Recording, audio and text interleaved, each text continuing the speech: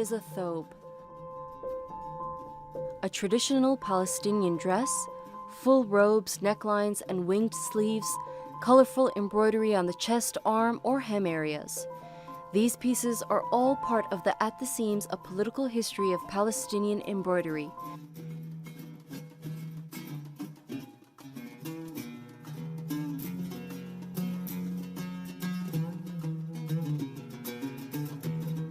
Palestinian embroidery, for me, can be considered implicitly political by virtue of being made by people and worn on the body. It has a particular kind of intimacy, but it has also intersected in fascinating and sometimes unexpected ways.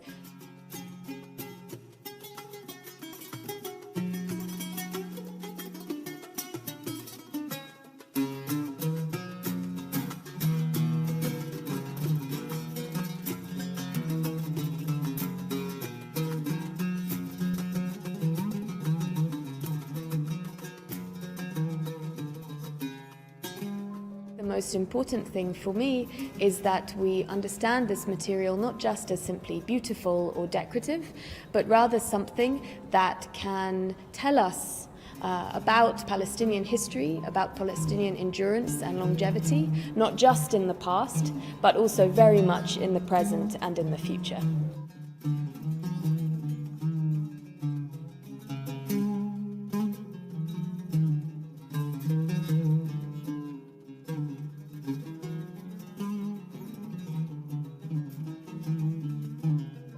At the Seams continues to shed light on the lives of these women and communities and their relationship with history. Through the story of needle and thread, this exhibition is weaving the narrative of Palestinians across the region back together. Palestinian embroidery is extremely rich in this sense.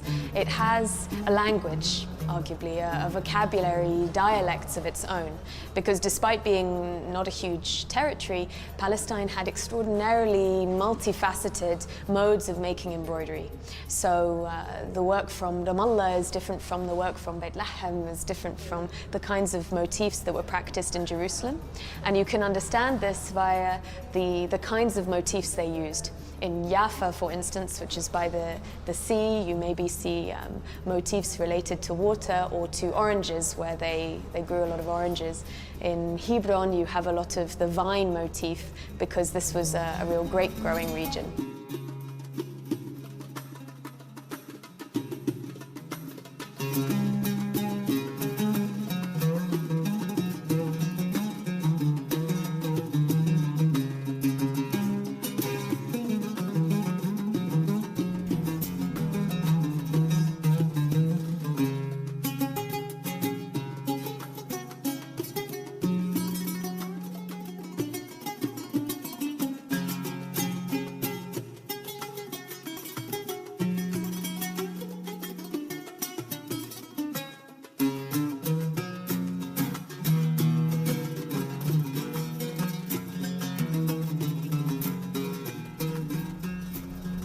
Palestinians are not only refugees, but they have a history and they have a background, and they had a country full of heritage and beautiful culture. So this is why we mainly wanted to do partnerships with institutions, artists, museums that support this objective.